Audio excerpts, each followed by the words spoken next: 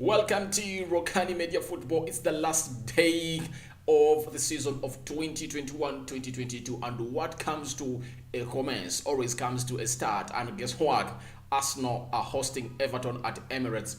It's a must-win for Arsenal if at all they really feel like they can really go on and push ahead to see to it that they really get through to the Champions League spot that they had in their hands and bottled in there for you. After beating Chelsea, Manchester United and West Ham, then they bottled it with Spurs and the side which goes by names of Newcastle in there for you. Welcome to our channel. This is the final day of the Premier League, and today we are here to do this game of Arsenal versus Everton in there for you. So guys, feel free to go into your lower right bottom corner, smash the subscription button. After smashing it, hit the notification bell that will enable you get notified each and every time I upload a video onto this channel in there that you guys are watching in. Now today, without further ado, allow me take you through this in there for you. As you see, that is the confirmed starting 11 of a side which goes by names of Arsenal, running direct onto your screen in there for you. Cedric Soares, Aaron Ramsdale starts in goal. Cedric Soares comes in for Tomiyasu. We all got to know that Tomiyasu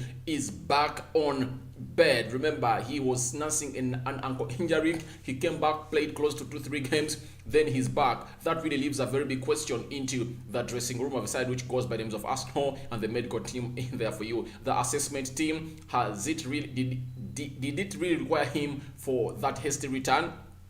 Because ever since he came back, no impact he put up on the field of play, and I really believe that they really added more salt to an insult because he has gone back to an injury in there for you. Rob Holding and Gabriel Magalhaes partnering into that central defense partnership, and Ben White is not into the starting 11 of Arsenal this time round, yet news came out indicating that these two were all fit. Nuno Tavares playing off the left side of the center of the defense, that is the left full back, starting in there for you. And by the way, for the entire season, I've been critical of Mikel Arteta coming out and not really giving this lad a start.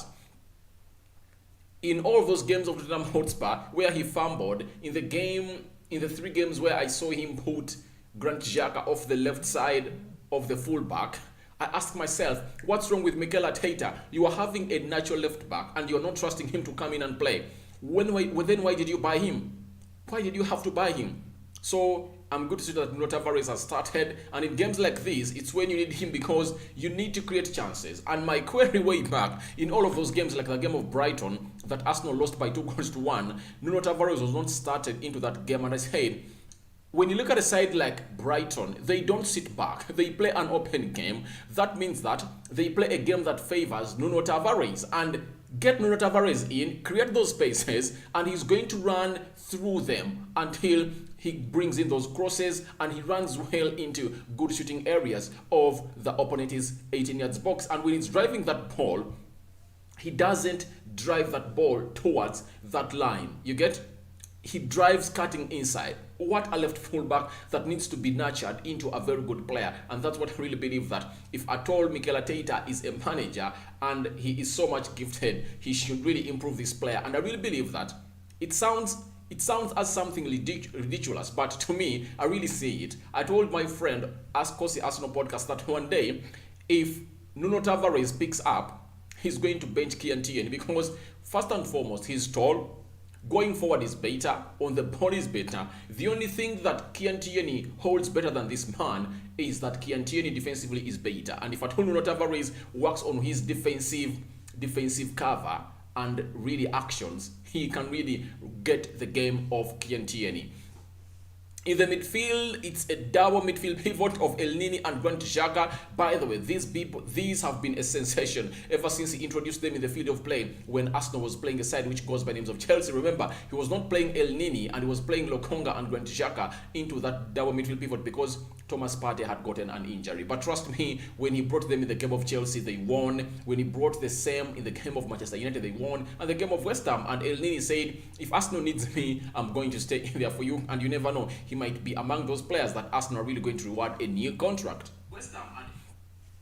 Martin Odegaard, my favorite, my best Arsenal player of the season, though I don't support Arsenal, is starting into that centre forward role in there for you. And he is really he is really playing alongside Bukayo Saka and Martinelli into the right attacking midfield role and left attacking midfield role respectively, with Eddie Nketiah leading the line for a side which goes by the names of Arsenal. So that is the starting lineup of a side which goes by the names of Arsenal. Feel free to come in here and really tell me what you think about this game of football as Arsenal takes on a side which goes by the names of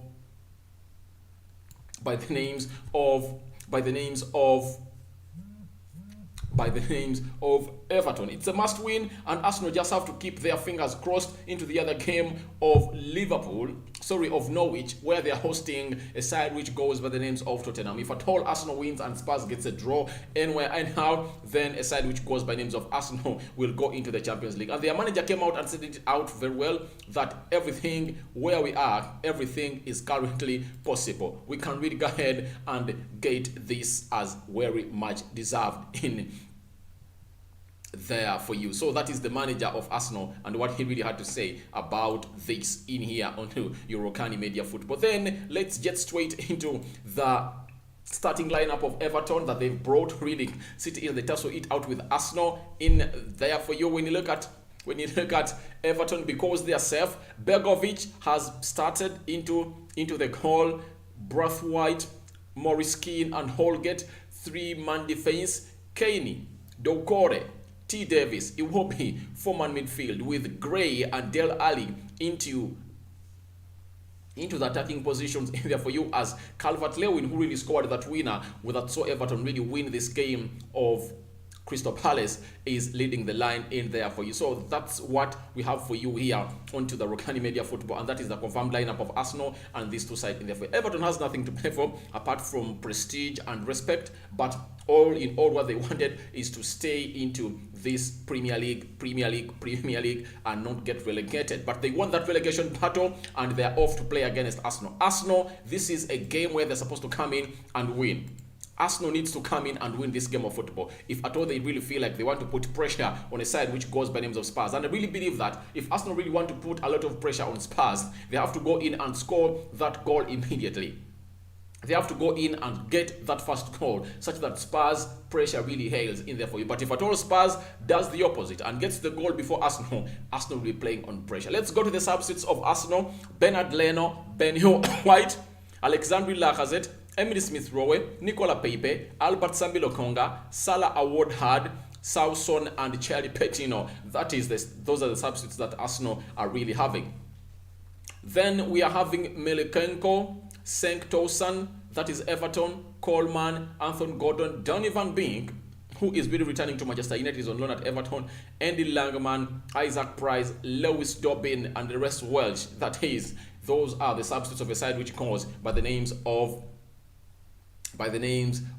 Arsenal in there for you. That is Arsenal, and we've tackled it very well, and you see that is the starting lineup of Arsenal in there for you. And if at all you really have your prediction, go into the comment section, tell us what you think about this in there for you. Now allow me take you to a side which goes by names of Spurs, where Arsenal fans are really going to be looking and really eyeing to see to it that they don't really gate down and gate out, all put up in there for you. When you look at a side which goes by names of Spurs, they are really going to face a side which goes by names of Norwich. Norwich have already been relegated. They're just playing for prestige. And you know these teams, they can come up and put up a show. I've seen them in their last games really coming in and really putting up a serious show against these teams in there for you.